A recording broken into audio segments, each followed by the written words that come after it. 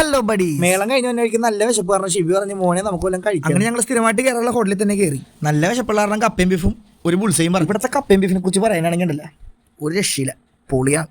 പുളി എന്ന് പറഞ്ഞിട്ടുണ്ടെങ്കിൽ വറുത്തരച്ച സംഭവമാണ് ഇവിടുത്തെ കറിയിൽ. സ്പെഷ്യലി ആ കപ്പയും ബീഫും മിക്സ് ചെയ്യുമ്പോൾ തന്നെ നമുക്ക് ആ സ്മെല്ല് കിട്ടും. സീസൺ ടൈമിൽ നമ്മൾ മേളക്കാരെല്ലാവരും ഇവിടെ തന്നെ കഴിക്കാറ്. അയ്യവാ ഒരു രക്ഷയില്ല, സൂപ്പർ എന്ന് പറഞ്ഞാൽ സൂപ്പർ. ഈ ബുൾസൈ പക്കാ ഫിനിഷിൽ കട്ട് ചെയ്തിട്ട് കഴിക്കാനായിട്ട് എനിക്ക് പറ്റൂല, അതുകൊണ്ട് ഒരു ഷേപ്പില്ലാത്ത വിധത്തിൽ കട്ട് ചെയ്ത് ഞാൻ കഴിക്കണേണ്. ഈ ഞം ചിക്കൻ പൊരിക്കണ മണം അടിച്ചിട്ട് ഒരു രക്ഷയില്ല. ഒരു ചിക്കൻ ഫ്രൈ മേടിച്ച് അത്യാവശ്യം നല്ല ക്വാണ്ടിറ്റി ഉണ്ടായിരുന്നിട്ടാ. ഞങ്ങൾ രണ്ടിനും കൂടി ഒരു കണക്കിനാണ് ഭക്ഷണം വേസ്റ്റ് ആക്കരുതെന്നാണ് അമ്മ പറഞ്ഞേക്കണത്. അതുകൊണ്ട് മിക്ക സമയത്തും എനിക്ക് അതിന്റെ മുഴുവൻ ഫുഡ് ഞാൻ കഴിക്കും. ഫുഡ് വേസ്റ്റ് ആക്കൽ കുറവാണ്, പിന്നെ നല്ല പണിയെടുത്തിട്ട് തന്നെയാണ്. അതുകൊണ്ട് നല്ല വിശപ്പുണ്ടാവും. ആരോഗ്യം നോക്കണ്ടേ, നല്ല പവറിൽ പരിപാടി. ഞങ്ങൾ കഴിച്ചിറങ്ങാറായപ്പോഴേക്കും ബൈ അടുത്ത സെറ്റ് ചിക്കൻ പൊരിക്കാൻ. ഇവിടെ എല്ലാ ഭക്ഷണം അവൈലബിൾ ആണ്. അത്യാവശ്യം നല്ല ക്വാളിറ്റിയിലും ക്വാണ്ടിറ്റിയിലാണ് തന്നത്.